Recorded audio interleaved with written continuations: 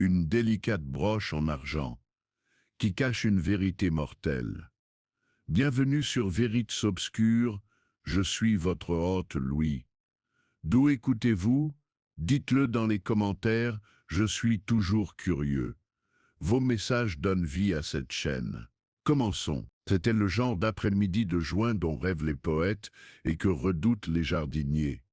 Le soleil brillait haut, doré et magnanime, tandis que les rosiers du presbytère Sainte-Mildred s'affaissaient légèrement sous le poids de leur floraison. La fête annuelle du Garden Club battait son plein, drapée de linge blanc à mi-donner, les tréteaux affaissés sous les génoises et les sandwichs aux concombres, et une tente bordée de raffia se dressait fièrement au centre, tel un cirque défraîchi. En dessous, les œuvres du concours brillaient les meilleures conserves, des légumes aux formes d'étranges, des broderies représentant des scènes bibliques, et en bonne place, la broche ancienne en filigrane d'argent, récemment offerte comme prix surprise par Madame Aldrich Fenshaw. Miss Marple, assise sagement près de l'arche de rose, une assiette de gâteau aux graines sur les genoux, observait tout.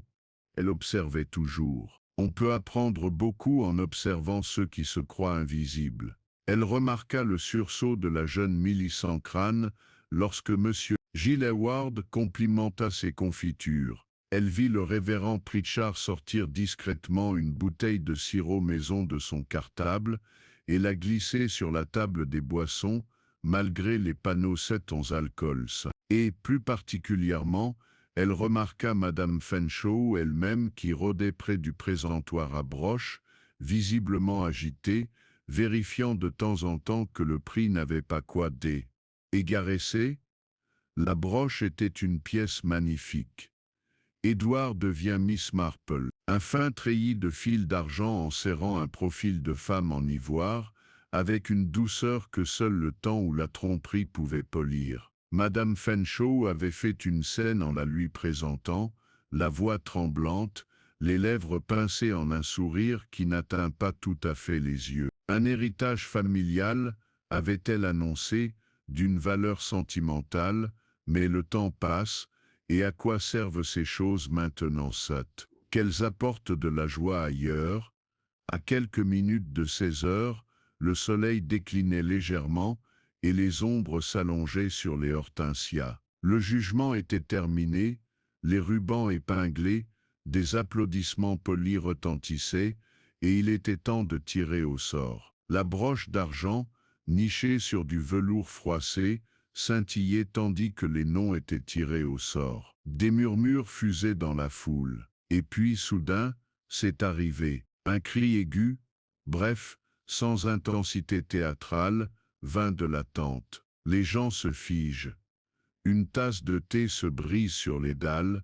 Miss Marple se leva, sans se presser, lissant sa jupe. À l'intérieur de la tente, la table des prix avait été renversée. La broche d'argent avait disparu. Mais ce n'était pas seulement le vol qui avait provoqué le froid. À côté de la boîte de velours se trouvait Madame Fenshaw elle-même, complètement morte, les doigts enroulés autour d'un filigrane d'argent, visiblement emmêlé et déchiré. Des halètements éclatèrent. Quelqu'un s'évanouit. Quelqu'un d'autre appelle à l'agent de police, mais Miss Marple ne dit rien. Elle resta simplement plantée là, ses yeux bleus pâles fixés sur le corps, l'expression indéchiffrable. Puis, presque pour elle-même, elle murmura on ne meurt pas souvent de sentimentalité, n'est-ce pas? La fête était finie. Le choc de la mort, même lorsqu'il frappe les personnes très âgées, très malades ou franchement antipathiques, a le don particulier de désassembler les rouages sociaux d'un village. Et lorsque la mort est soudaine, dramatique et teintée de mystère, comme ce fut assurément le cas pour Madame Aldrich Fenshaw, l'onde de choc qui en résulte peut se transformer en tempête. Sainte Mildred se réveilla le lendemain matin, comme si la fête n'avait jamais eu lieu. Les guirlandes restaient molles dans les haies, flottant faiblement comme les vestiges d'une célébration abandonnée. Des napperons en papier s'accrochaient encore à l'herbe. La pelouse du presbytère portait les traces de pas précipités, et au pied de l'arche de rose, quelqu'un avait laissé une petite cuillère en argent, maintenant ternie par la rosée. La nouvelle, naturellement, avait circulé plus vite que le bulletin paroissial n'aurait pu le faire. Au petit déjeuner, chaque tasse de thé de Sainte Mildred tenait contre sa soucoupe avec un tremblement supplémentaire. Les conversations qui auraient dû porter sur les groseilles ou la météo se concentraient désormais exclusivement sur l'incident, la tragédie, ou dans les milieux moins raffinés, le meurtre. Au centre de tout cela, et contre son gré, se trouvait Miss Jane Marple. Bien qu'elle ne fût pas du genre à se laisser aller aux ragots, Miss Marple comprenait leur utilité sociale. Les ragots n'étaient pas la vérité, mais ils la laissaient présager, tout comme les premiers pas tortueux d'un chemin de campagne sinueux, mènent souvent à quelque chose d'intéressant, pour peu qu'on ait la patience de les suivre. Elle fit donc ce qu'elle avait toujours fait, elle écoutait. Le matin attirait des visiteurs, non pas à sa porte, mais trop proche d'elle. Comme toujours, elle prit place sous la tonnelle de lilas de son jardin, sa tasse de thé et son modeste tambour à broder. Ses voisins, passant par hasard, s'arrêtaient, partageaient leurs pensées, puis les emportaient, comme des abeilles déposant du pollen de fleur en fleur. « J'ai toujours dit que cette broche portait malheur », murmura Madame Lavinia Cole, dont le mari avait un jour fait une offre infructueuse lors d'une vente immobilière locale et avait boudé pendant des semaines. C'est une pièce moche, vraiment. Elle ne vaut pas la vie d'une femme, assurément. Croyez-moi, monsieur, déclara monsieur Calthorpe, l'inspecteur des chemins de fer à la retraite, c'est un cambriolage qui a mal tourné. Je parierais ma pension là-dessus. C'est un gitan voyageur, un de ces types de caravane, aperçut la broche et la trouva facile à prendre. Pas de gitan à la fête, Ernest, rétorqua sa femme en le faisant taire.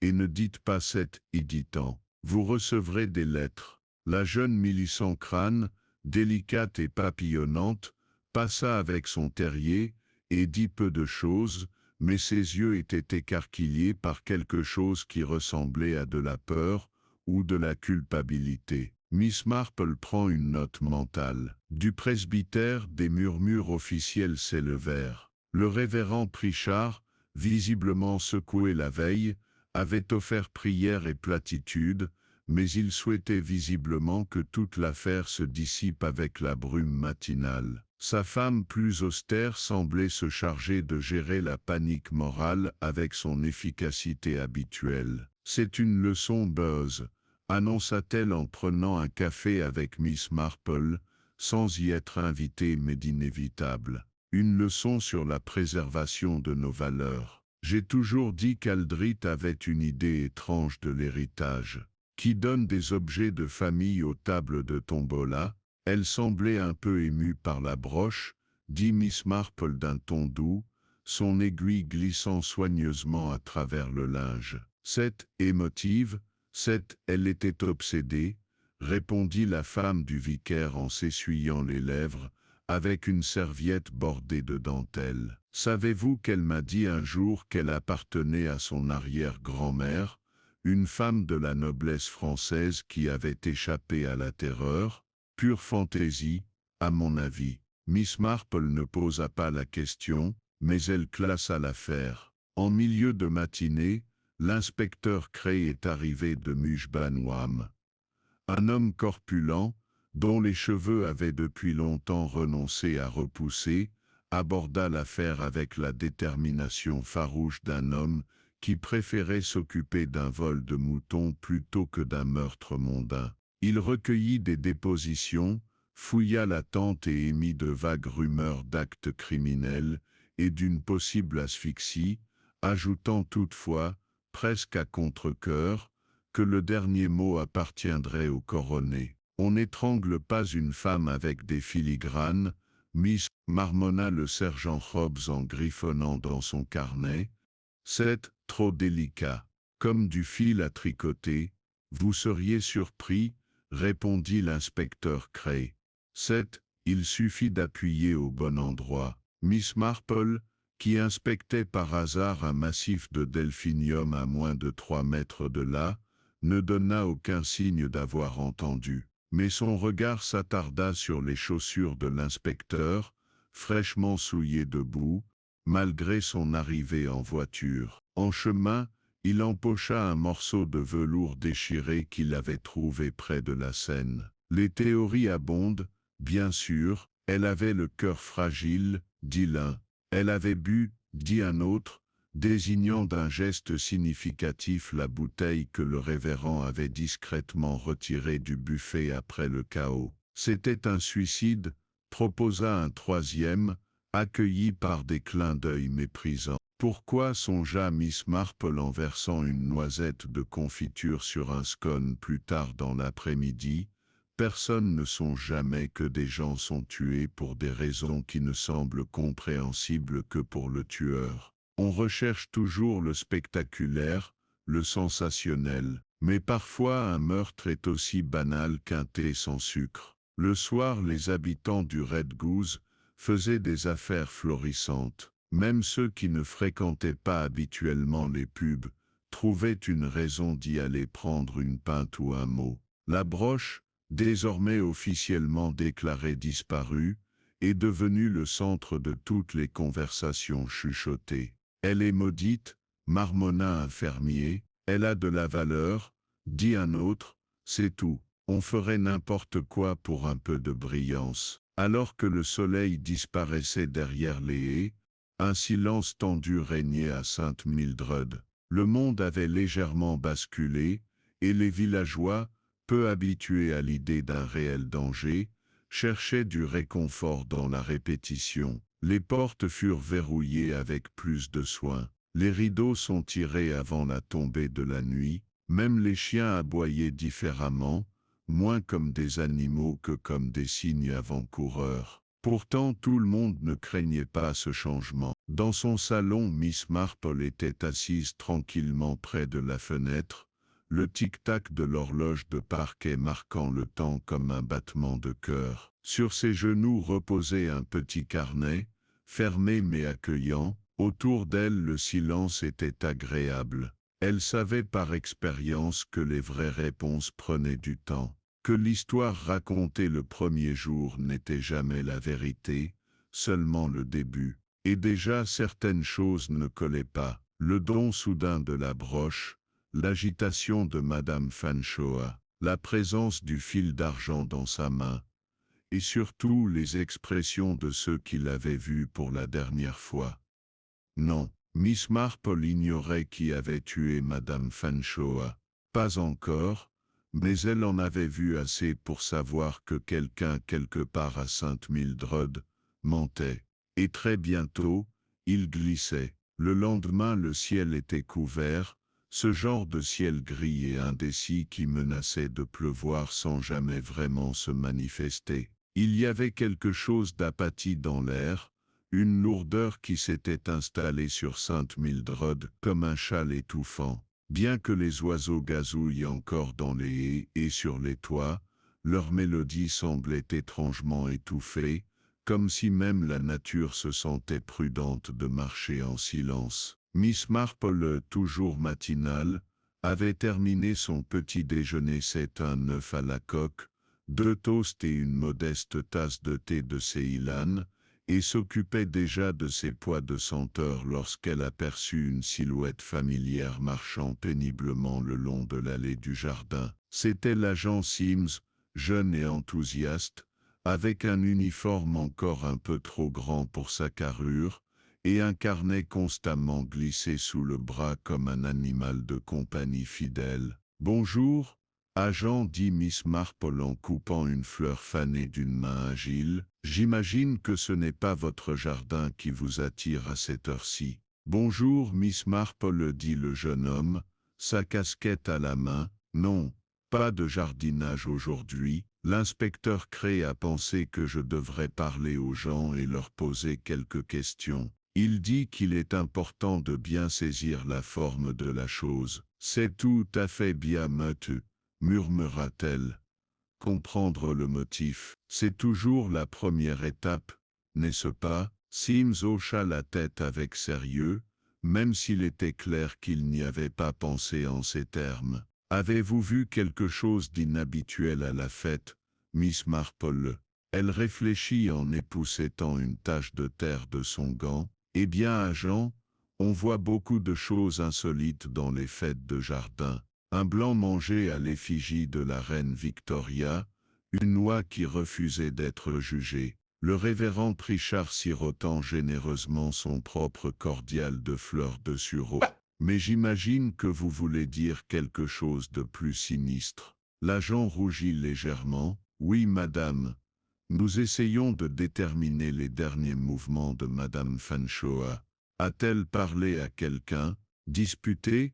Peut-être? Elle était de bonne humeur lorsqu'elle lui a présenté la broche, bien qu'un peu rouge, excitée certes mais aussi tendue, si vous me permettez le terme, un peu comme quelqu'un déterminé à faire un geste grandiose. Elle marqua une pause, ses ciseaux au repos dans sa main gantée, mais elle était aussi vigilante, pensai-je, comme si elle s'attendait à une protestation. Intéressant, dit Sims en griffonnant. A-t-elle mentionné quelqu'un en particulier? Aucun nom, j'en ai peur. Pourtant elle rôdait souvent près de la jeune Millicent. L'agent cligna des yeux. Bizarre, elle n'était pas connue pour être proche. Non, acquiesça Miss Marple. Mais il y a proximité, agent, et puis il y a proximité. La première est naturelle.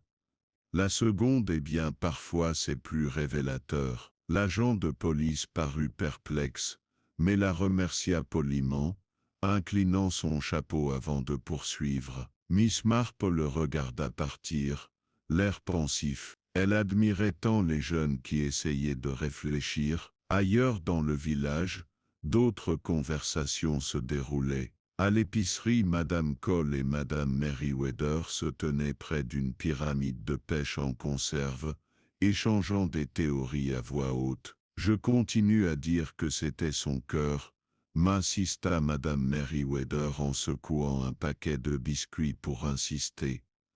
Elle était trop tendue, celle-là. Elle ne supportait même pas une composition florale mal alignée. Cette âme Cole renifla, et pourtant elle trouva le temps de broder une histoire à propos de cette broche, de la noblesse française.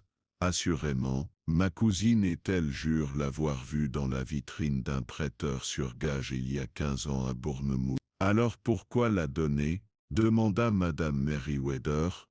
Peut-être qu'on la faisait chanter, siffla Madame Cole. Peut-être n'avait-elle pas le choix. Au presbytère, le révérend Pritchard était assis seul dans son bureau, les mains jointes, le front plissé. Bien que sa femme ait tenté de continuer comme si de rien n'était, le révérend se surprenait à revenir sans cesse sur les événements de la fête. Il y avait eu un instant fugace, à peine présent, où Madame Fanshawe l'avait regardé droit dans les yeux en lui tendant la broche. Son regard avait dit quelque chose que sa bouche n'avait pas dit. Était-ce une supplication, un avertissement? Il n'en était pas sûr, mais il ne pouvait s'empêcher de penser qu'il avait manqué quelque chose d'important. Pendant ce temps, l'inspecteur Cray était plongé dans la paperasse au petit poste avancé à la lisière du village. Il avait fait en sorte que la broche soit répertoriée comme objet volé, et avait demandé un rapport sur les antécédents de Madame Fanshawe, ses finances, sa famille, ses associés connus. Rien de manifestement criminel n'était revenu, mais il y avait une anomalie, une note d'avocat déposée environ 3 mois auparavant concernant une modification soudaine de son testament. C'est toujours une question d'argent, murmura-t-il, mais avec moins d'assurance que d'habitude. De retour au village, Miss Marple fait une visite discrète à la bibliothèque. Ce n'était pas vraiment de la lecture qu'elle recherchait, mais plutôt Madame Whitcomb, la bibliothécaire, qui semblait absorber l'information comme du papier buvard. Miss Marple avait compris depuis longtemps que les bibliothécaires et les postières étaient les véritables gardiennes de l'intelligence du village. Quelle tragédie! Soupira Madame Whitcomb en lui tendant un volume d'aquarelles botaniques. Et si près du tirage de la tombola, en plus, j'allais justement annoncer les numéros quand c'est arrivé. Pauvre Aldrich, tellement théâtral. Oui, répondit doucement Miss Marple. On aurait dit une représentation, non? Une sortie minutieusement programmée. Les yeux de Madame Whitcomb s'écarquillèrent. Oh, vous ne voulez pas dire? Non, non, Miss Marple fait un signe de la main, seulement qu'elle semblait préparée, ou peut-être déterminée, comme si elle avait décidé que cette fête serait son moment. Madame Whitcomb se pencha en avant. Vous savez ce que je pense? Je pense que quelqu'un à cette fête savait exactement ce qu'il faisait, et je pense que Aldrich le savait aussi. Il faisait presque nuit lorsque Miss Marple rentra chez elle. Le ciel avait finalement décidé de pleuvoir une pluie fine et persistante qui embue les fenêtres et parfuma l'air de terre humide et de pétales de rose. Elle se prépara une nouvelle théière et s'assit près du feu, un carnet sur les genoux. À l'intérieur, elle nota 5 noms. Millicent crâne nerveuse, observé par Fanshawe, lien inconnu.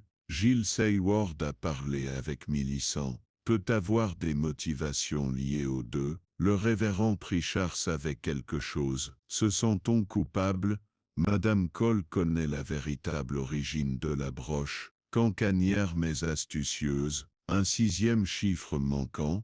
Elle tapota son menton avec le crayon, puis avec une précision minutieuse, elle souligna un mot sur la page secrète. C'était la monnaie du village, bien plus précieuse que les pièces de monnaie, et comme elle le savait bien, la révélation d'un secret en appelait souvent un autre. C'était comme tirer le fil d'une dentelle, un effilochage inévitable. D'autres révélations suivraient, et elle en était certaine, mais pour l'instant elle attendait, non pas faute de réponse, mais parce qu'elle comprenait que dans des cas comme celui-ci, on ne pouvait s'empêcher de se trahir, il lui suffisait d'écouter. À la fin de la semaine, le choc initial de la mort de Madame Fanshawe s'était absorbé dans la routine du village, mais il demeurait comme une blessure encore vive, difficile à oublier. Les agents étaient passés, des interrogatoires avaient été menés, des dépositions avaient été recueillies, et pourtant aucune arrestation n'avait eu lieu. La broche manquait toujours, la certitude aussi. C'est durant cette accalmie, où le chagrin commençait à se transformer en spéculation, que les villageois commencèrent, avec cette manière typiquement anglaise, à tirer leurs propres conclusions. Quelqu'un devait être responsable, et à Sainte-Mildred, une fois les rumeurs enracinées, elles se développèrent avec une ténacité que peu de mauvaises herbes pouvaient égaler. La première à être véritablement soupçonnée fut Millicent Crane. Tout commença de façon assez anodine. Elle se trouvait près de la table des prix lorsque l'agitation éclata. On l'avait vu parler à Madame Fanshawe plus tôt dans la journée, et le plus accablant, peut-être c'est qu'elle avait quitté la fête brusquement, avant la fin de la tombola. Elle disait que son chien était malade, remarqua Madame Merriweather en remuant son thé avec un peu trop de force, mais l'animal fut aperçu bondissant dans le pré moins d'une heure plus tard, en pleine forme. Elle est jeune, nerveuse, ajouta Madame Cole en plissant les yeux. On dit qu'elle vit de l'argent de poche d'un oncle. Elle n'a jamais travaillé un seul jour. Et Madame Fanshawe, eh bien elle pouvait être critique, trop critique peut-être. Mademoiselle Marple, présente au presbytère pour une réunion du comité des fleurs de l'église à la Piété, ne fit aucun commentaire, mais elle observa la manière subtile dont le révérend Pritchard redirigea la conversation lorsque le nom de Millicent fut évoqué, pas pour se défendre précisément, mais d'une main prudente, comme pour guider un cheval de calèche hors d'un chemin boueux. Plus tard dans la journée, Miss Marple fit une promenade qui, par pure coïncidence, la conduisit devant le petit cottage de Millicent, au bord de Grand-Gilles. C'était une maison soignée en briques rouges, avec des volets bleus, et un jardin envahi par la végétation, ce côté romantique que les jeunes prennent souvent pour du charme. Millicent elle-même était assise sur un banc bas sous un poirier, son terrier endormi à ses pieds. Elle était pâle, les yeux cernés de noir, et elle sursauta au grincement du portail. « Miss Marple, dit-elle en se levant à moitié, je ne m'attendais pas à entrer si vous voulez. Je me promenais, répondit doucement Miss Marple. Une belle journée, malgré les nuages. Vous avez un joli jardin. Millicent détourna le regard, repoussant une feuille de sa jupe. Il est plutôt sauvage. Je suppose que je devrais m'en occuper plus souvent. Elles restèrent assises un moment en silence, interrompues seulement par le grondement lointain d'une charrette et le chant des moineaux dans la haie. Vous devez trouver tout cela plutôt difficile, dit enfin Miss Marple. Les mains de Millicent s'agitèrent sur ses genoux. C'était étrange. Je ne connaissais pas bien Madame Fanshawe. Pas vraiment. Nous n'étions pas amis, même si elle m'avait invité à prendre le thé un jour. Je crois qu'elle avait pitié de moi. La pitié peut être curieuse, observa Miss Marple. Parfois elle se déguise en intérêt, parfois elle est porteuse d'attente. Si elle pensait que je gâchais ma vie, dit soudain Millicent, les mots jaillissant de sa bouche. Elle me l'a dit. Elle a dit que j'avais c'était l'esprit paresseux c'était et que je lui rappelais quelqu'un. Je lui ai demandé qui. Mais elle s'est contentée de sourire d'un air plutôt froid. Je ne l'aimais pas, Miss Marple. Je ne la détestais pas, mais elle me faisait me sentir petite. Miss Marple hocha la tête. Ceux qui ont connu une déception s'attendent souvent à ce que d'autres la connaissent aussi. Vous attelez-vous déjà à parler de la broche? Millicent hésita. Une fois, brièvement. Elle dit qu'on l'avait promis à quelqu'un, il y a longtemps, puis elle eut un petit rire amer. Je ne comprenais pas ce qu'elle voulait dire. Moi non plus, dit Miss Marple en se levant, mais je pense que je le comprendrai. Merci ma chère.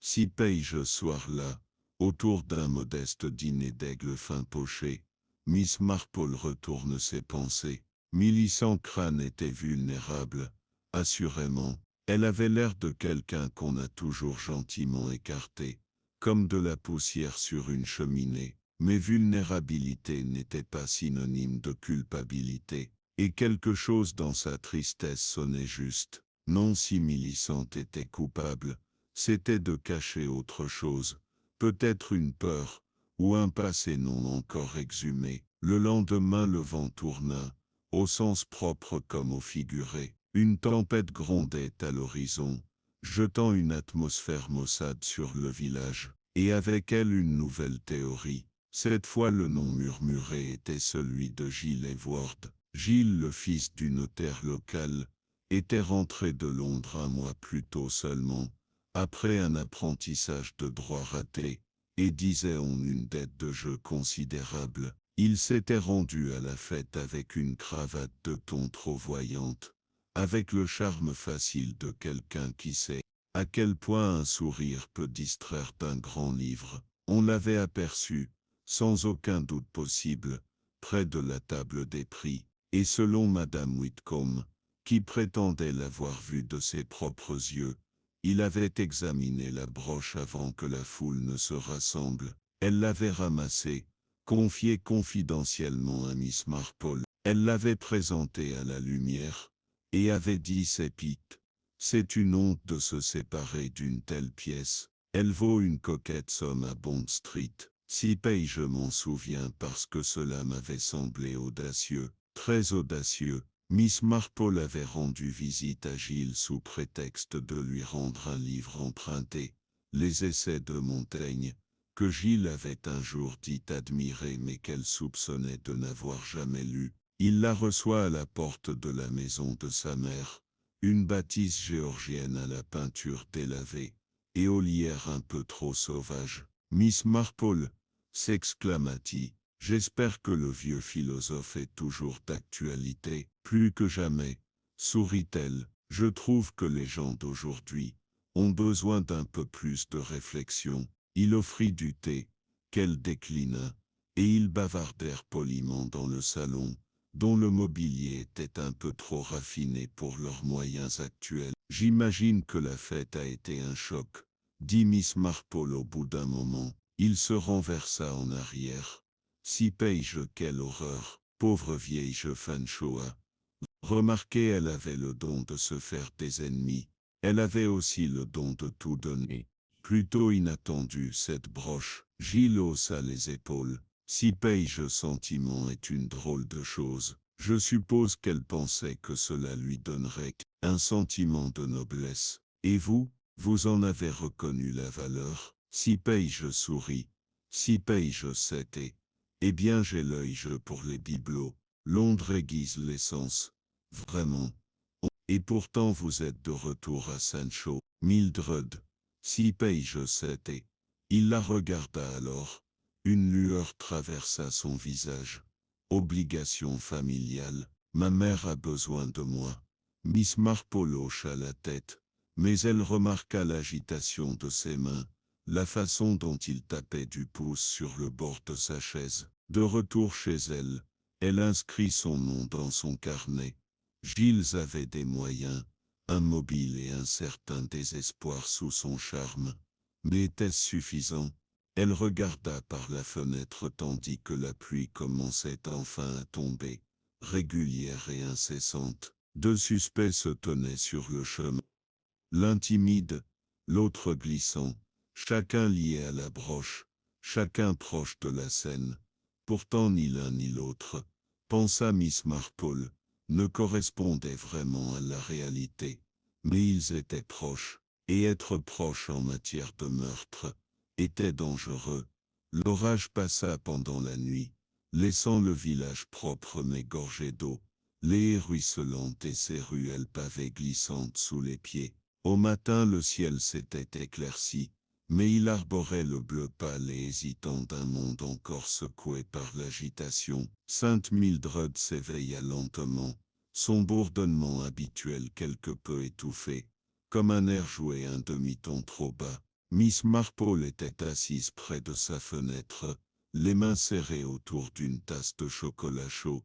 Ses pensées s'organisent comme des bobines dans un panier à couture. Son regard se porta sur le cimetière, de l'autre côté de la verdure, où deux fossoyeurs étaient à l'œuvre, non pas pour Madame Fanchoa, toujours en autopsie à Mouche Benham, mais pour le vieux Nostroton, disparu paisiblement dans son sommeil 2 nuits auparavant. L'une était naturelle, l'autre tout sauf naturelle. La vie avait un cruel sens des contrastes. Juste au moment où elle posait sa tasse, on frappa à la porte d'entrée. C'était inattendu, mais pas malvenu. Debout sur le perron se tenait la jeune Milly sans crâne, son manteau humide et trop grand pour sa silhouette, une écharpe nouée à la hâte autour du cou. Son terrier, habituellement calme, attendait près du portail. Miss Marple, dit-elle d'un ton essoufflé.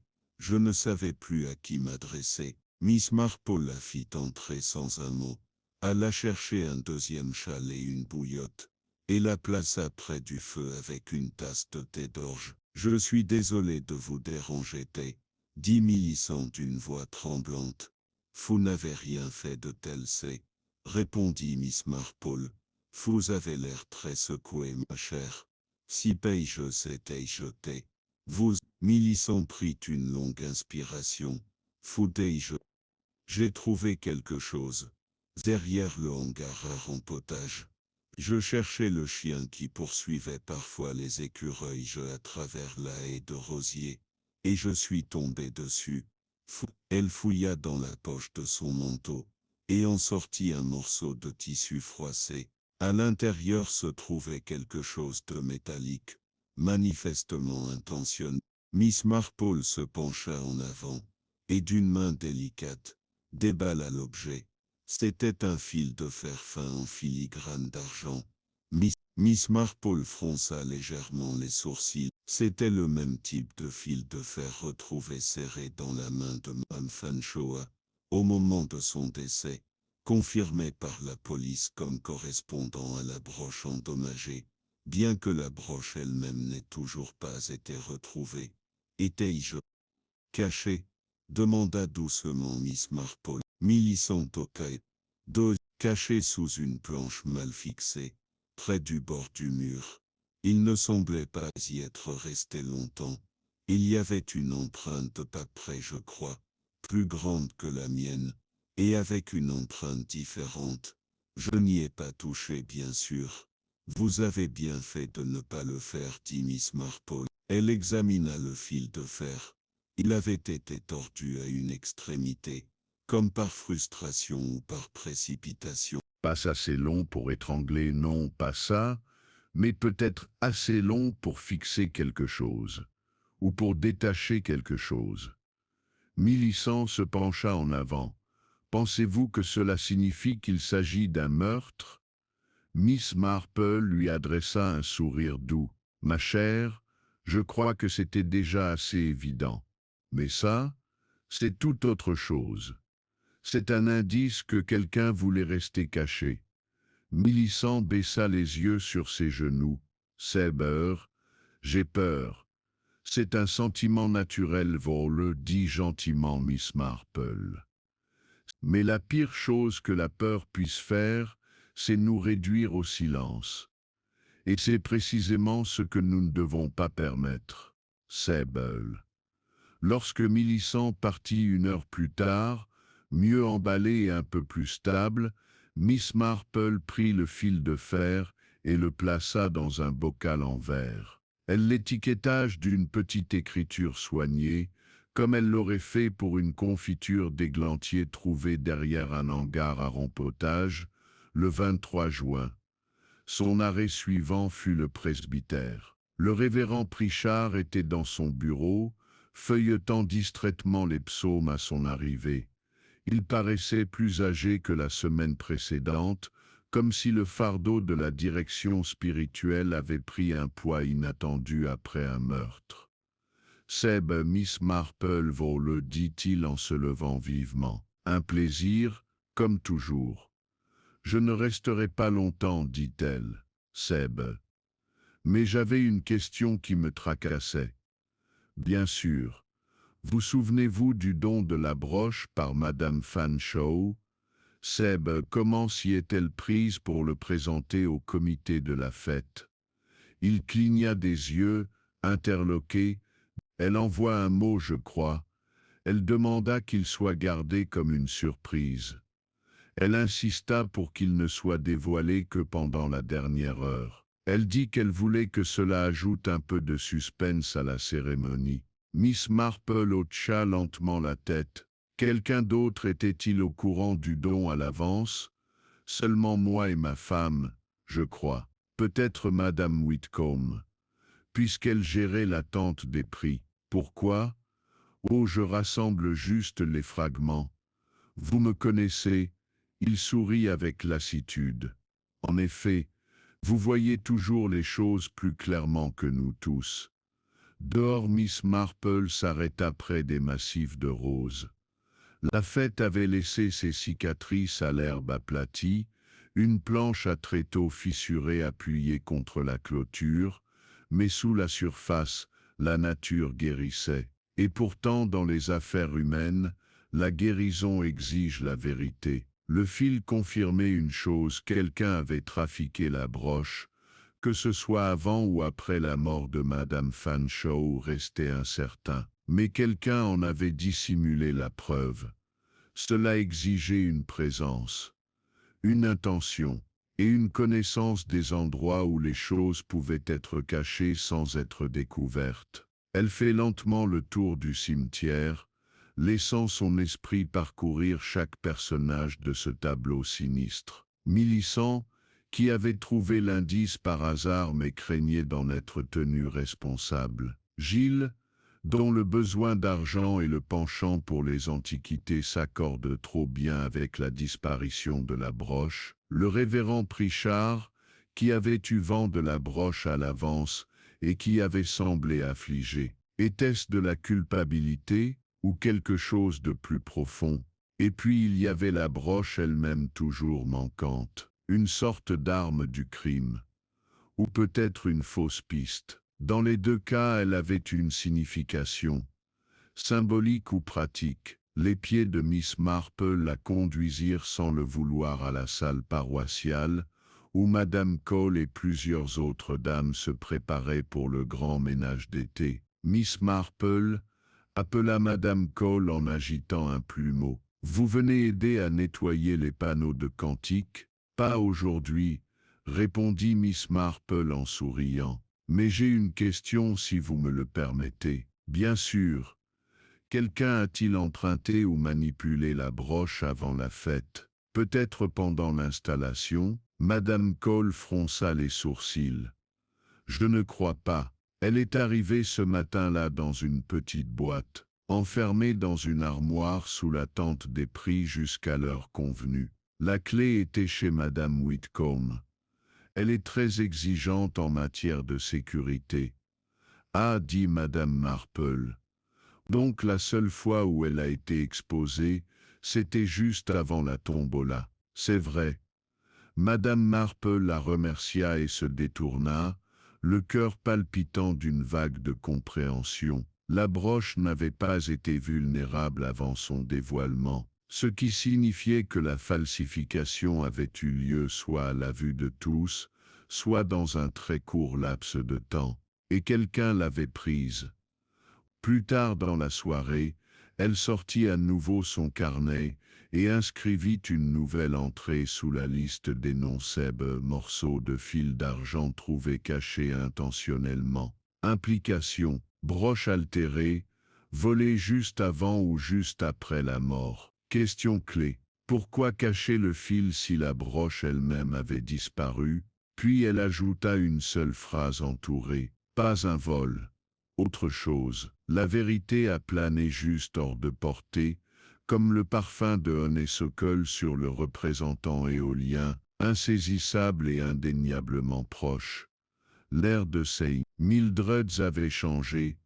Ce n'était pas un changement que vous pouvez pointer vers une odeur, un son ou une scène, mais quelque chose de subtilisé, comme le moment avant un orage lorsque l'air stimulant, et chaque feuille retient son souffle. Les conversations se sont calmées lorsque les portes ont été ouvertes. Des pas ont été écoutés, pas seulement entendus. Les yeux normalement jetés poliment vers le bas, s'attardèrent maintenant. Miss Marple, toujours à l'écoute des nuances de la vie du village, a reconnu les symptômes. Cette Mildred se préparait.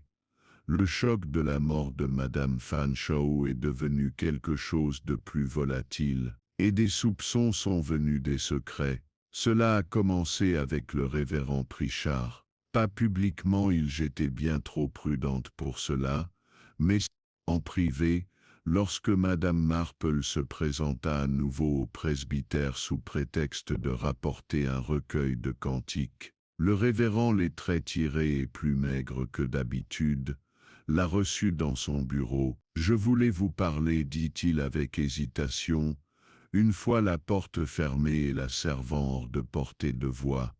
Cette Mab, il y a quelque chose que vous devriez savoir, je pense.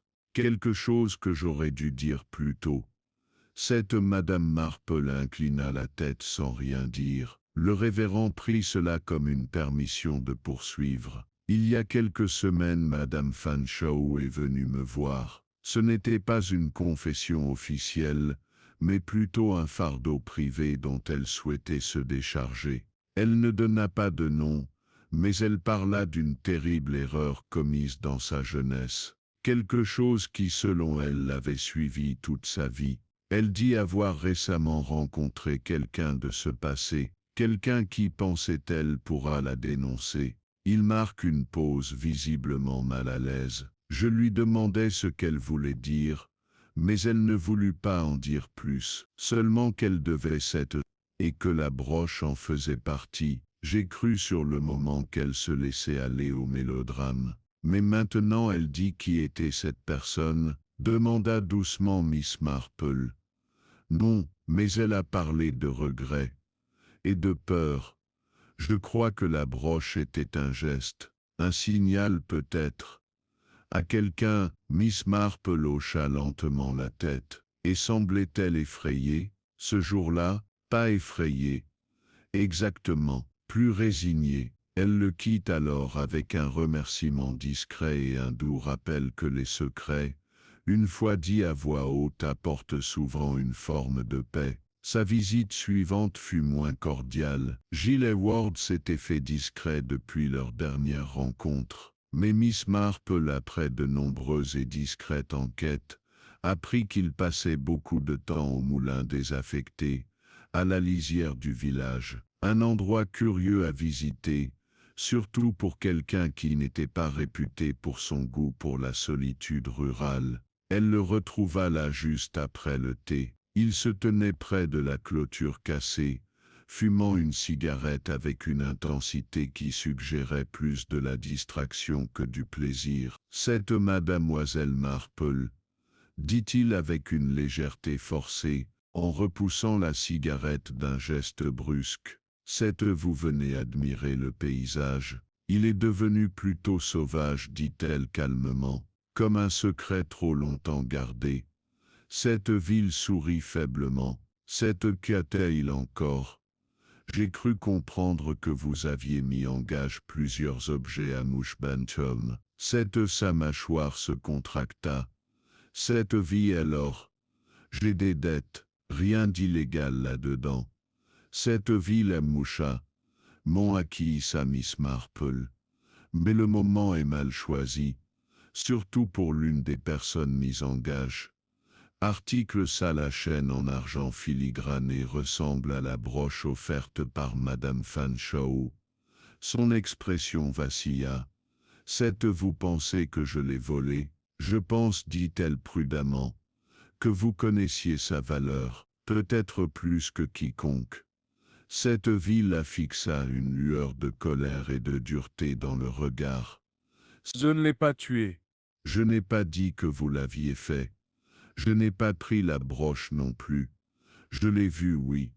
Je l'ai touchée, mais quand je suis revenu à la tente, elle avait disparu et elle était déjà là. Cette ville ne termina pas sa phrase. Miss Marple le regarda pensivement. Cette vue ne mentait peut-être pas.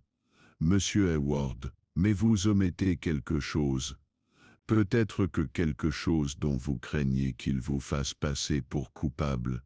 Cette ville eut un petit rire. Ce ne serait pas la première fois. Elle le quitta alors insatisfaite, mais pas totalement convaincue. Giles cachait quelque chose certainement. Mais était-ce un vol, ou protégeait-il quelqu'un? Cette lendemain matin apporta une nouvelle couche de mystère, cette fois d'une source improbable. Madame Whitcomb, la bibliothécaire, arriva à la porte de Monsieur Marple, serrant contre elle un paquet enveloppé dans du ciré et de la ficelle. « J'ai trouvé ça, dit-elle à bout de souffle. C'est sous le plancher, près de la tente des prix. J'aidais le vicaire à ranger les affaires pour la fête d'été. J'ai remarqué qu'une planche s'était détachée. Je l'aidais à la soulever avec force. À l'intérieur du paquet se trouvait une paire de gants, légèrement tachés d'une substance sombre. Entre eux un petit registre noir. Monsieur Marple le prit délicatement, le cœur battant. Le registre était vieux, les pages étaient fragiles, l'encre passée, mais les inscriptions étaient claires. Sept noms, date, chiffres, dette due, paiement reçu. Certains noms avaient été barrés, d'autres soulignés, et en haut de la première page une écriture en écriture élégante. Via Fanshawe, ban 132. C'était un registre de prêt, ou plus exactement de chantage. Madame Whitcomb parut effondrée.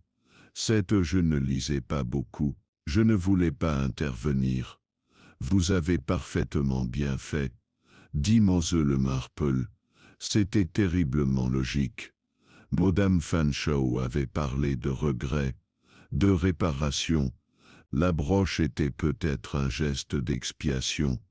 Et quelqu'un dont le nom figurait dans ce petit carnet noir, n'avait pas voulu que le passé soit mis en lumière. Mlle Marple passe la soirée à examiner les écritures. Beaucoup étaient banales. De petites dettes, depuis longtemps révolues. Mais une se démarque de cette viame. Cette viame. Cette sentue du berceau-cou. Elle fixa le nom. Milicin. Un déclic se produisit. Plus tard dans la soirée, Miss Marple, assise près de son feu, observa les flammes danser. Son esprit se replongea lentement, délibérément, dans ce qu'elle avait appris. Milicin s'était trouvée à proximité de la broche. Elle avait trouvé le fil, mais le registre révélait quelque chose de plus profond, quelque chose de caché dans le temps, un vieux scandale. Un scandale que Madame Fanshawe avait caché, comme une épingle pointue sous un tissu doux, et quelqu'un d'autre lui aussi, devait être au courant, assez pour tuer. Les pièces du puzzle bougeaient. Une histoire se formait, pas celle que le village avait murmurée, mais celle enfouie sous ses pieds. Pas de vol, pas de jalousie, pas même de vengeance, mais de protection, et peut-être de peur. Tandis que le feu crépitait, Miss Marple ouvrit une nouvelle page de son carnet. Elle n'y écrivit qu'une seule phrase. Quelqu'un essaie d'enterrer le passé avant qu'il ne les enterre. C'était fin juin, et les jours s'étaient allongés avec cette douceur et cette lenteur anglaise.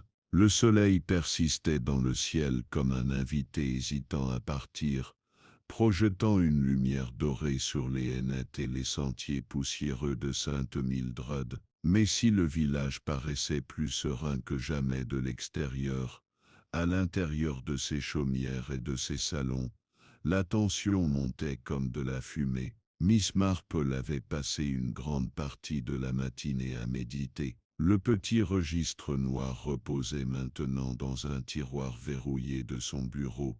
Ces révélations aussi dangereuses qu'une allumette allumée dans une bibliothèque. Elle avait passé la nuit à éplucher les entrées, certaines aussi effacées que des souvenirs, d'autres étonnamment récentes, se demandant quel genre de personne conservait un tel document, et ce que cela signifiait de mourir sans le savoir. Madame Fanshawe n'avait pas été seulement une femme difficile, comme aimaient à le dire les villageois, c'était une femme prudente, une gardienne de secrets non par gentillesse, mais par influence. Miss Marple savait depuis longtemps que des gens comme Aldrich Fanshawe n'accumulaient pas de secrets sans en payer le prix. La question était de savoir qui avait finalement décidé de cesser de payer. La réponse, comme souvent, commençait par quelque chose qui semblait sans rapport. Il était un peu plus de midi,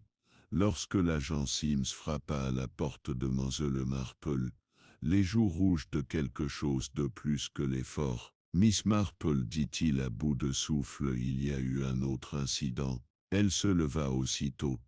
Quel genre d'incident, agent? Un cambriolage. Chez Madame Fanshawe, la vieille maison en pierre près de l'allée d'Orme.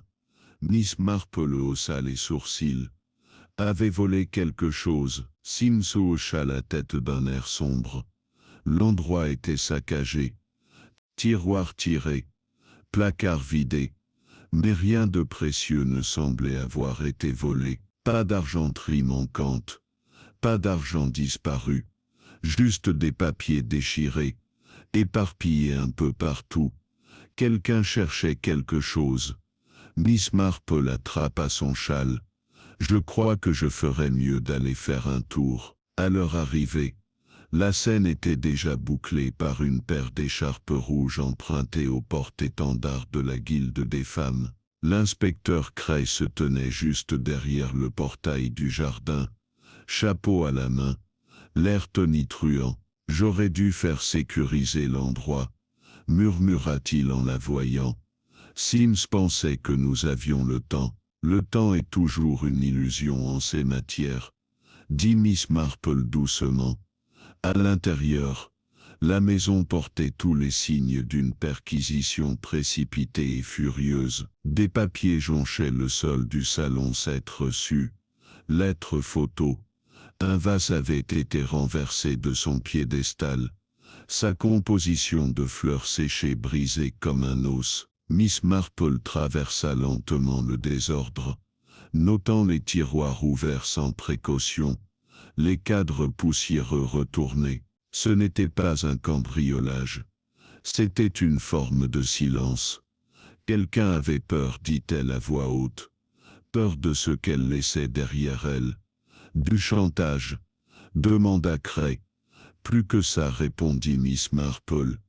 De la gêne peut-être. Un scandale, mais quelque chose d'assez récent, assez dangereux, pour mériter un meurtre. De l'arrière-boutique, Sims apparut, tenant un morceau de papier calciné. Il était dans la cheminée, dit-il. On dirait qu'il n'avait été que partiellement brûlé. Miss Marple le prend avec précaution. Le papier était gondolé sur les bords, mais une seule ligne d'écriture en forme d'araignée restait visible. Elle ne la garderait pas secrète éternellement. Il fallait s'en occuper. Il n'y avait pas de signature, mais l'écriture lui semblait familière. Elle vérifiera dans le registre. Dehors, les villageois se rassemblent déjà en petits groupes polis, promenant ostensiblement leurs chiens, se rendant chez le marchand de légumes, ou simplement prenant l'air. La nouvelle se répandait à l'heure du dîner. Au matin, la maison serait un musée de murmures. Miss Marple rentre chez elle avec une lucidité croissante. Elle savait depuis le début que la broche n'était jamais un simple bibelot, jamais un simple cadeau.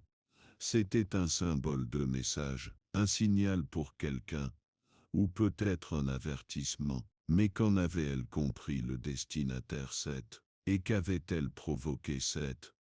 Elle rouvrit le registre scrutant les noms avec une urgence renouvelée. Son regard s'arrêta une fois de plus sur l'entrée soulignée Monsieur Crane 1947 T. Incident du berceau Z. L'expression la taraudait, comme un fragment de mélodie qu'elle ne parvenait pas à situer. Millicent avait à peine 20 ans en 1947. Le mot laissait entendre un scandale. Un enfanteau, une naissance illégitime 7, ou pire 7. Elle avait besoin de parler à quelqu'un qui avait vécu cette année, quelqu'un qui se souvenait de cette année non pas comme une ligne dans un livre, mais comme une vérité vécue. Il était temps de rendre visite à Madame Edith Braithwaite. Madame Braithwaite vivait dans une belle maison près du sommet de West Hill, entourée d'un jardin depuis longtemps abandonné aux mauvaises herbes. À 89 ans, elle dirigeait son domaine depuis un fauteuil à roulettes avec la sévérité d'un amiral en retraite. Mais elle avait une mémoire de fer et un faible pour les biscuits à la lavande de Miss Marple. « Oh oui », dit-elle après un long silence, lorsque Miss Marple l'interrogea sur la petite grue, jolie créature, trop jolie. Elle l'avait fait grand bruit cet été-là. Quel genre de bruit? Demanda Miss Marple. Il y avait un enfant, dit Madame Braithwaite en plissant les yeux. Des murmures, en tout cas. Je n'ai jamais vu le nourrisson moi-même. Mais je sais que cette Millicent a été envoyée 6 mois, soi-disant chez une tante au pays de Galles. Elle est devenue plus maigre, plus calme, jamais parlé de bébé. Mais on n'oublie pas le regard de son père à son retour, comme si elle avait cassé quelque chose. Ou Madame Fensawa. Était-elle impliquée? Demanda Miss Marple. Elle siégeait au conseil d'administration de l'hôpital, je crois. Elle y avait probablement contribué. Elle savait tout ce qui se passait dans ce village. Et elle gardait tout secret. Miss Marple la remercia et rentra chez elle dans la fraîcheur du soir, l'esprit enflammé par les possibilités. Si la broche avait été un signe de confession, un geste de paix, elle aurait pu avoir une signification plus profonde que quiconque ne l'aurait imaginé. Peut-être Madame Fensawa avait-elle voulu expier ce qu'elle avait fait à Millicent, la démasquant, la humiliant ou la forçant au silence. Et si quelqu'un d'autre avait connu cette histoire, quelqu'un avec plus d'enjeux, elle s'arrêta dans le chemin. Gilles. L'idée lui vint spontanément, mais non sans fondement. Il est rentré chez lui subitement. Il avait parlé de dette, et on l'avait vu manipulant la broche, s'attardant près de la tente des prix. Mais peut-être ne gardait-il pas ses propres secrets, peut-être protégeait-il ceux de quelqu'un d'autre. De retour chez elle, elle s'assit de nouveau devant le feu, son carnet ouvert sur les genoux. Elle dessine un schéma simple avec les noms, les années et les liens. Millicent. Au centre, Madame Fensawa parlait au volant. Gilles la rejoignit d'une ligne fragile, circonstanciée, mais plausible. Puis elle souligna un autre nom, le révérend Pritchard. Il avait reçu les aveux de Madame Fensawa. Il savait qu'elle souhaitait se racheter. Avait-il craint ce que cela révélerait, ou avait-il simplement manqué d'agir à temps? Les réponses se rapprochaient, comme des pas dans le brouillard. Les yeux de Madame Marple, toujours brillants, se plissèrent légèrement. Il lui restait une conversation à avoir, mais pas tout de suite. Elle attendrait. Le silence révèle plus de choses que la parole. Et quelqu'un bientôt commettrait une erreur. Le lendemain matin, frais et calme, le genre de journée qui semble suspendue entre deux saisons, une légère brume flottait juste au-dessus des haies, adoucissant les contours des maisons et des arbres, comme si le monde lui-même était encore en train de décider quelle part de vérité révéler. Pour Miss Marple, c'était précisément le genre de journée qui exigeait un travail délicat, l'occasion de tester ce qui n'avait jusqu'alors été que soupçons, souvenirs et déductions. Elle était assise à la table de son petit déjeuner, son porridge intact, son thé tiède, ses pensées fixées non pas sur la page de son journal, mais sur le personnage qu'elle avait imaginé comme un chat autour d'un feu, Gilles Hayward. Son charme, ses esquives, l'éclat de ruse derrière son ton léger. Et pourtant quelque chose avait toujours semblé anormal, pas nécessairement la culpabilité d'un meurtrier, mais la culpabilité de quelqu'un qui avait été assez près pour voir pour l'acteur, n'avait pas agi. Pourtant Miss Marple savait qu'il valait mieux ne pas porter d'accusation hâtive. L'observation lui avait appris, au fil des décennies et des milliers de tasses de thé, que les gens se révèlent souvent plus lorsqu'ils se croient passer inaperçus. Aussi, plutôt que d'affronter Kills directement, elle prévoyait de préparer le terrain, de le laisser parler, volontairement ou non. Le cadre idéal se présenta plus tard dans la journée au Red Goose, où les habitués se faisaient plus rares, et où seul le tintement des verres et les rires occasionnels de la serveuse rompaient le silence. Miss Marple arriva seule, un châle tricoté sur les épaules et son sac à main sagement glissé sous le bras. Elle commanda un verre de cordial au gingembre, et s'assit au fond sous un imprimé délavé représentant une chasse au renard, où la lumière tombait obliquement à travers le rideau de dentelle. Gilles arriva 15 minutes plus tard, avec la démarche d'un homme qui ne s'attendait pas d'être vu. Il hésita en la remarquant, mais Miss Marple lui fit un signe de la main joyeux. « C'est Monsieur Hayward. » Épaula-t-elle doucement. « Quelle coïncidence !» Auriez-vous l'amabilité de vous joindre à moi? J'ai besoin d'un avis avisé. Il parvient à sourire. C'est bien sûr Miss Marple. C'est toujours un plaisir de partager une table avec l'esprit le plus observateur du village. Vous me flattez, dit-elle en désignant la chaise en face. Mais je suppose que vous savez que je pose des questions. Il s'assit, lentement. Difficile de ne pas l'entendre. Tout le village bourdonne comme une ruche, dès qu'on soulève une tasse de thé. Et que dit-on de vous? Je me le demande. Il rit. Trop vite, que je suis une canaille. Sans doute, je suis rentré chez moi parce que Londres m'a recraché. Tout à fait vrai. À sa manière, je n'ai jamais été du genre à juger un homme pour ses échecs, répondit Miss Marple. Seulement pour ce qu'il fait lorsqu'on lui offre une chance de les réparer. Il cligna des yeux, captivé par la force tranquille de sa voix. J'ai parlé à Madame Braithwaite, poursuit-elle en remuant son cordial avec une lente précision. Elle se souvient de 1947. Elle se souvint de l'expulsion de Millicence. Son visage se crispa. C'était il y a longtemps, oui, approuve Miss Marple, mais pas assez longtemps pour ceux qui ont été blessés.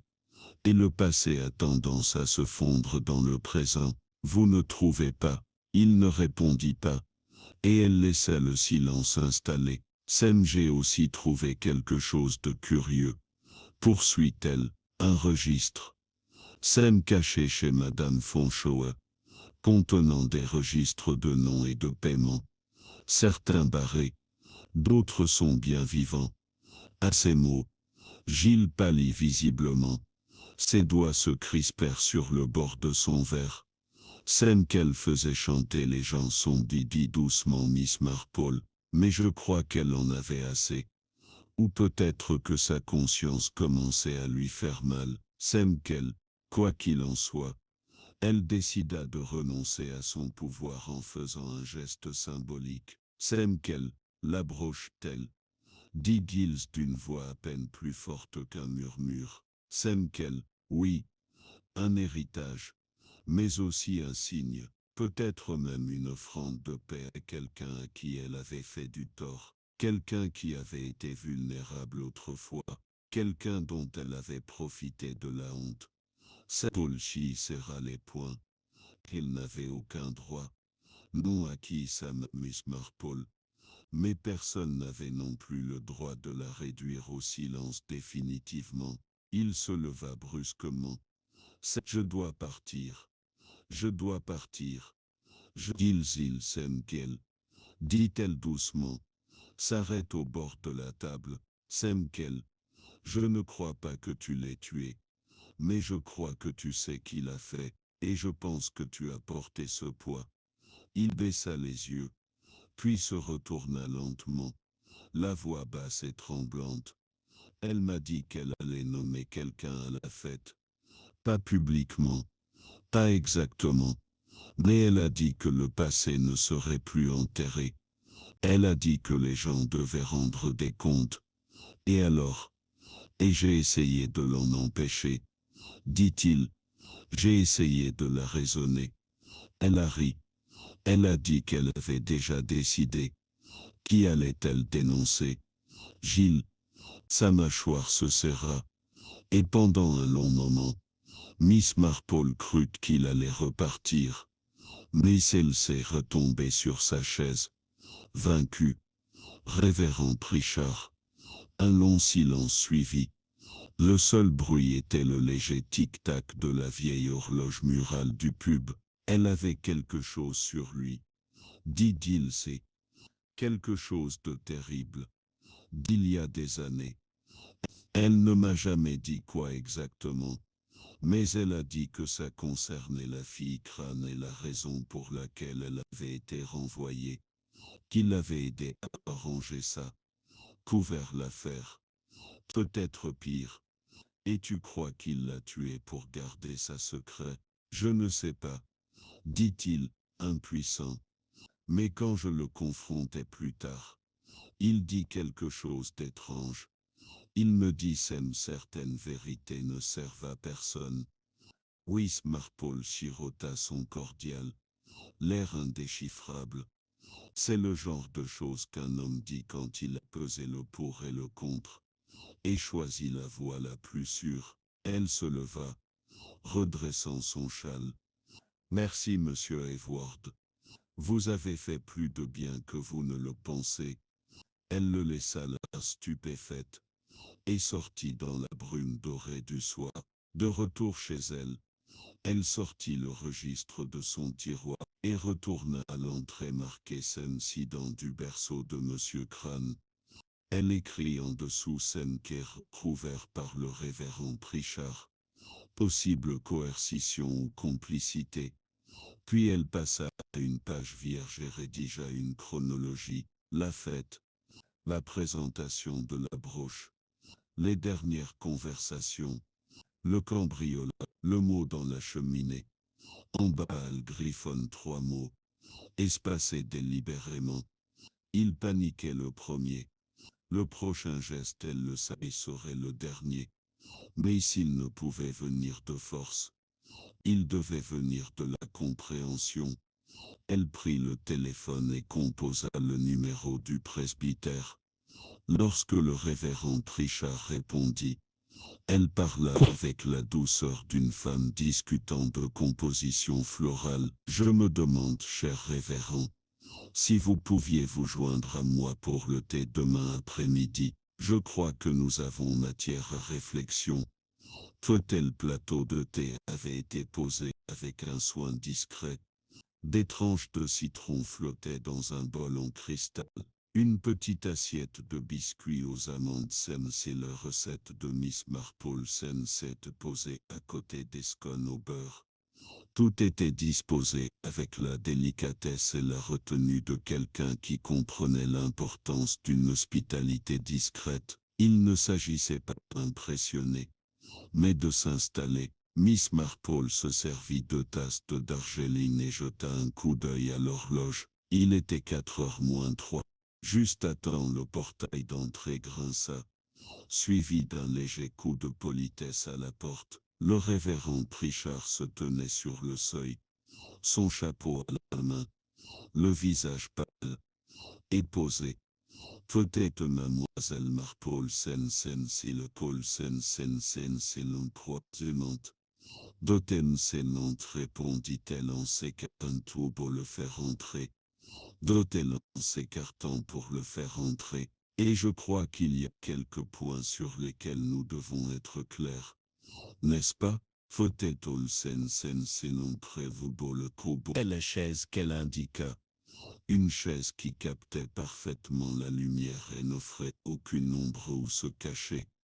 Faut-être Olsen du lait et du sucre. Faut-être de mon traite. Pas de lait. Je veux un morceau, merci. Ces filles y restèrent assis dans un silence alourdi par la civilité. Pendant quelques minutes, seul le doux tintement de la porcelaine et le chant des oiseaux du jardin emplirent la pièce. Je comprends. Owenty, commença mademoiselle Marple. C'est fille que ce n'est pas facile de porter le poids des secrets. Surtout quand on s'est engagé à pardonner, pas à se dévoiler. C'est fille, le révérend leva les yeux, surpris. C'est fille. Vous parlez par énigme, mademoiselle Marple. C'est fille, non, dit-elle doucement. Je parle clairement. Je l'ai toujours fait. C'est fille, mais les gens entendent souvent des énigmes quand la vérité les effraie. Elle sirota son thé. Je suis au courant pour le registre. Et l'écriture concernant Millicent Crane. Je sais que vous avez participé à l'arrangement qui a conduit à son expulsion en 1900. Que l'affaire a été étouffée discrètement, avec l'accord du conseil d'administration de l'hôpital et l'aide de Madame Fenshaw.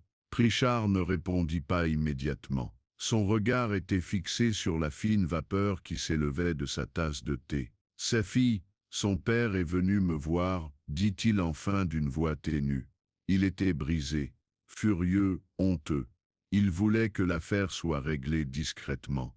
Aucune loi n'avait été enfreinte, techniquement parlant. Juste le genre de chose qui peut détruire le prestige d'une famille. Alors oui, nous avons fait en sorte que Millicent soit envoyé ailleurs, et l'enfant a été placé ailleurs. Il prit une inspiration longue et tremblante. Seffi, je pensais que nous faisions le bon choix. Peut-être le croyez-vous, dit Ménicelle Marple, ou peut-être pensiez-vous que le silence était le moindre péché. Mais Madame Fenshaw savait que le silence était révolu. Ce registre était son règlement de compte. Je crois qu'elle avait l'intention de révéler la vérité, non pas pour ruiner qui que ce soit, mais pour alléger le fardeau. Et au lieu de cela, murmura le révérend, elle mourut. Miss Marple se pencha en avant. Seffi, l'avez-vous tué, révérend? Il leva brusquement les yeux cernés de chagrin. Non, Dieu me vienne en aide, je ne l'ai pas fait, mais je voulais arrêter. Je suis allé la voir le matin de la fête. Je l'ai supplié de reconsidérer sa décision. Je lui ai dit que le passé ne servait à rien maintenant, que cela ne ferait que blesser Millicent surtout. Elle a refusé. Elle a dit que la broche parlait pour elle, qu'elle Seffi marquerait la fin de la tromperie. Il s'est frotté les mains, le regard fixé sur ses genoux. Je l'ai laissée là dans le jardin furieuse. Je ne l'ai plus jamais approchée. Mais quelqu'un l'a fait, dit Miss Marple doucement, et quelqu'un a pris la broche, a caché le fil, est entré par effraction chez elle, a brûlé ses notes. Il a croisé son regard. J'ai cru que c'était Gilles. Il était tellement en colère. Protecteur envers Millicent. C'est sa cousine, vous savez. Sa mère et le père de Millicent étaient frères et sœurs. Miss Marple hocha la tête. Je me demandais. Mais Gilles, malgré tous ses défauts, n'est pas un meurtrier. Et il m'a parlé hier avec une douleur qui ne trompe pas. Elle posa sa tasse avec beaucoup de précaution. Non, révérend, vous n'avez pas tué Madame Fenshaw, mais quelqu'un de très proche de vous, oui. Quelqu'un qui craignait la vérité encore plus que vous.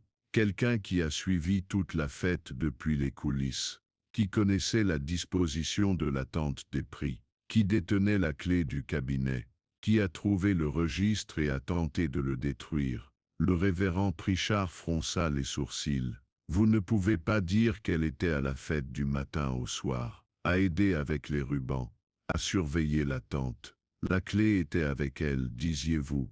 Elle avait accès, le temps à un mobile, et la fureur vertueuse de quelqu'un qui croit protéger les autres. Le révérend Prichard resta debout, instable. Ma femme, les yeux de Miss Marple ne vacillèrent pas. Je le crois. Je crois qu'elle a affronté Madame Fenshaw avant que la broche ne lui soit remise. Peut-être sous la tente, juste après son exposition. Je crois qu'ils se sont disputés. Et je crois que Madame Fenshaw a menacé de révéler toute l'histoire. Votre femme a paniqué. Peut-être qu'elle a été frappée. Peut-être voulait-elle seulement la faire taire, pas la tuer. Mais dans la bagarre, le fil de fer a été arraché, utilisé comme arme ou comme moyen de contrainte. Quoi qu'il en soit, ce fut fatal. Seffi, ce n'est pas une femme violente, dit le révérend d'une voix faible. Seffi non, mais elle est fière. Seffi ma. Et les gens fiers face au scandale préfèrent parfois le silence à la vérité, même si cela signifie franchir une ligne qu'ils n'auraient jamais imaginée. Le révérend s'est affalé sur sa chaise. Seffi, j'aurais dû m'en douter, murmura-t-il. Seffi ma. Peut-être que vous l'avez su, dit Ménicelle Marple, avec gentillesse, ou peut-être que vous vous en doutiez. Mais je crois qu'il est temps de cesser de vous cacher derrière le voile, et d'affronter ce qui s'est passé. Seffi, il y eut un long silence. Finalement le révérend Prichard se releva et redressa les épaules. C'est fâché, je vais lui parler. Seffi ma. Ensuite je parlerai à l'inspecteur Cray. Miss Marple hocha la tête. Ce serait mieux, pour tout le monde. Il la quitte alors marchant dans l'après-midi doré comme s'il s'agissait du jugement lui-même. Miss Marple resta assise, regardant les oiseaux voleter de branche en branche derrière la vitre. L'affaire telle qu'elle était, s'était déroulée exactement comme elle l'avait prévu, non pas avec fracas, ni avec des menottes ni des cris, mais avec un chagrin silencieux et la fragilité humaine mise à nu. Il n'y avait eu aucun déguisement astucieux, aucun complot complexe, juste une douleur ancienne, une culpabilité non exprimée, et la peur d'être démasqué. Plus tard dans la soirée, alors que le soleil baissait et que les premières étoiles perçaient le ciel, Miss Marple sortit son carnet une dernière fois. Elle y écrivit ses motifs: honte, orgueil, peur, méthode improvisée, accidentelle, peut-être. La broche n'a jamais été le trésor. La vérité c'était. Puis elle referma le carnet et éteignit la lampe. Dehors le village était exalté, et Sainte Mildred, pour la première fois depuis des jours, commença à se calmer. Les événements de cet été-là restent gravés dans la mémoire de Sainte Mildred pendant de nombreuses années, non pas à la manière de grandes tragédies, avec monuments et deuil, mais à la manière plus discrète et plus insidieuse qui hante les petits villages. Telle une cicatrice sous une dentelle, l'histoire de la fête champêtre, de la broche et de la mort de Madame Aldredge Fenshaw a persisté derrière les rideaux fermés et au cœur de conversations tendues. Dans les jours qui suivirent la visite du révérend Pritchard à Mselle Marple, un silence s'installa sur le village, non pas celui de la peur mais celui de la résolution. Il n'y eut pas d'arrestation spectaculaire, pas de gros titres dans le journal du comté, pas de gendarmes hurlants ni de spectacle au tribunal. Au lieu de cela, le révérend et son épouse partirent discrètement pour un congé sabbatique personnel organisé par le diocèse. Le communiqué officiel parlait d'épuisement, du besoin de réflexion spirituelle et de repos. Mais ceux qui les regardèrent partir dans la voiture du presbytère savaient qu'il n'en était rien. Des murmures bien sûr comblèrent le vide. Certains crurent que Madame Pritchard avait avoué tous ses crimes. D'autres prétendaient que le révérend avait endossé la responsabilité lui-même. Un récit particulièrement fantaisiste suggérait qu'ils étaient tous deux destinés à une paroisse missionnaire isolée en guise de pénitence. Mais Miss Marple, comme toujours,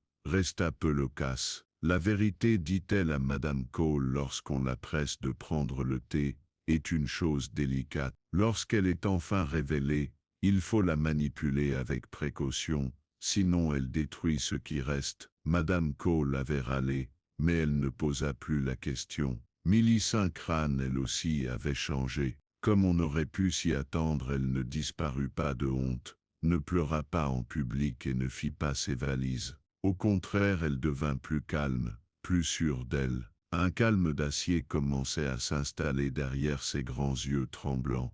Miss Marple soupçonnait étrangement la raison. Ses filles, la révélation de son passé lui avait donné la liberté. Il n'y eut bien sûr aucune reconnaissance officielle, aucune excuse ne parvint de la part des ecclésiastiques disparus ou des conspirateurs bien intentionnés. Mais Miss Marple savait que Millicent avait pris l'habitude de promener son terrier sur des sentiers moins fréquentés, se tenant un peu plus droite lorsqu'elle croisait les vieilles dames à la poste. Et cela, pensa Miss Marple, était plus révélateur que n'importe quelle lettre. La broche, curieusement, ne fut jamais retrouvée. Elle avait disparu aussi rapidement et silencieusement qu'elle était apparue comme un objet à la fois de fascination et d'effroi. Miss Marple soupçonnait qu'elle avait été retirée pendant la confusion et détruite peu après, probablement par Madame Pritchard elle-même, dans un accès de panique ou de honte. Après tout, la broche en était venue à symboliser tout ce qu'elle redoutait, la dénonciation, le scandale, la perte de contrôle. Ce n'était jamais une question de broche, se dit Miss Marple un soir en portant ses ouvrages à la fenêtre. C'était toujours une question de ce qu'elle représentait. Quant au grand livre noir, il avait lui aussi disparu, non pas perdu, mais discrètement remis à l'inspecteur Cray, qu'il avait reçu avec la même expression sombre qu'il arborait lors des funérailles et des réunions budgétaires. Il n'en était pas fait mention dans le rapport officiel, mais on pouvait être sûr que le dossier reposait désormais dans un dossier sécurisé, sous clé, ses secrets à nouveau endormis. Giles Ward resta au village. Il ne parla jamais de ce qu'il avait partagé avec Miss Marple au pub, ni de la conversation qu'il avait eue plus tard avec sa cousine Mélissa dans le pré derrière l'école. Mais quelque chose s'était installé entre eux, une sorte de compréhension fragile. Si ce n'était pas le pardon, du moins la reconnaissance. Il prit un poste modeste, assistant le notaire local, et on le vit plus tard réparer des clôtures, accompagner le facteur et plus curieusement,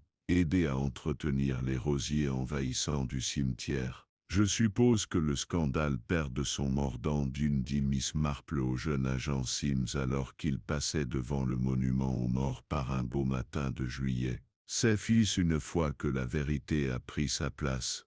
C'est fils Sims, un garçon réfléchi malgré son âge, hocha solennellement la tête. C'est étrange Marceau, dit-il. C'est fils au début, je pensais qu'il ne s'agissait que d'un bijou, un vol qui avait mal tourné. Mais il s'agissait bien de personne, n'est-ce pas? C'est ficeuse, toujours le cas, répondit Miss Marple en souriant. Les bijoux se remplacent, mais les réputations, les histoires de famille, ce sont des trésors que certains tueraient pour protéger. Il y réfléchit en silence. Pensez-vous que justice ait été rendue, Miss Marple? Elle marque une pause comme si elle pesait ses mots. Je pense que la justice, dit-elle enfin, est rarement impeccable. Elle n'arrive pas toujours sous les menottes ou dans les gros titres. Parfois elle arrive par la réflexion, en sachant que ce qui était caché n'a plus de pouvoir. C'est là, je crois, sa propre forme de justice. Ils marchèrent ensuite en silence, la paix entre eux étant agréable. À la fin de l'été, le lieu de la fête avait retrouvé son calme d'antan. L'herbe piétinée s'était soulevée, les tréteaux cassés avaient été réparés et rangés, les banderoles avaient été remplacées par des lanternes tamisées pour la réception de la Saint-Jean, et la conversation avait enfin tourné vers le mildiou de la tomate et les scores de cricket. Mais Miss Marple, assise de nouveau sous sa tonnelle de lilas, avec ses broderies et son regard toujours attentif, savait que le village avait changé, pas radicalement, pas fort, mais subtilement. Il y avait une humilité nouvelle dans la façon dont les gens parlaient, une curiosité plus douce dans la façon dont ils s'observaient, et si le rythme de la vie du village avait repris, le ton sous-jacent avait changé comme une chanson jouée un demi-ton plus bas, plus honnête malgré sa mélancolie. Dans son carnet, Miss Marple écrivit une dernière ligne sous la dernière page de ses notes. Dans chaque village, une vérité est enfouie sous le thé et les ragots, et parfois il faut un meurtre pour la libérer. Elle referma le livre et le rangea dans son tiroir. Dehors les roses ondulaient au vent, et dans le calme tranquille de Sainte-Mildred, la vie continuait, non sans cicatrices, mais peut-être juste un peu plus sage.